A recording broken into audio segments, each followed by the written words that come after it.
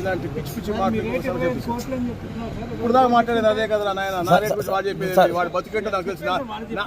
నా రేట్ ఏంటో, నా ఖర్చు ఏంటో, నా రేట్ ఏంటో, నా చరిత్ర ఏంటో, నేను ఎంత కష్టపడి నిజాయితీగా పైకి వచ్చారో ప్రతి అందరికీ తెలుసు. రేపల్లో కాదు, బందర్లో కూడా చెప్పుకుంటారు నా గురించి, హైదరాబాద్లో కాదు. నా నిజాయితీ ఏంటో, నా కష్టత పడటం ఏంటో, నేను ఎలా పైకి వచ్చాను. వాళ్ళకి పదవులు ఉంటే డబ్బు సంపాదన, నా పదవులతో డబ్బు సంపాదనతో మాకు సంబంధం ఏం లేదు. మేము ఎప్పుడు కూడా ప్రజాహితం కోరి ప్రజలు బాగుండాలి, మాతో పాటు నలుగురు బాగుండాలని చెప్పేసి కష్టపడి పనిచేసే వాళ్ళు, నిజాయితీ పనిచేసేవాళ్ళు, తెలుగుదేశం పార్టీ సిద్ధాంతాలతో పనిచేసే వాళ్ళని తప్ప వాళ్ళు చెప్పా కదా నీతి నిజాయితీ ఏమీ లేనటువంటి అబద్ధాల మీద ఎప్పుడైనటువంటి పార్టీ, చెత్త పార్టీ వాళ్ళు ఇప్పుడు కూడా ఎంత ఎక్స్ప్లెయిన్ చేసుకుంటూ చెప్తే కూడా దాన్ని కూడా వక్రీకరించి ఈరోజు మాట్లాడి ఇలా లేదు, ఇలా బిస్కెట్ వేసి మాట్లాడించే వాళ్ళు ఎవరైనా ఉంటే కూడా తప్పకుండా మేము యాక్షన్ తీసుకుంటాం. చట్టపరమైన 100% నోటీస్ కూడా పంపిస్తాము.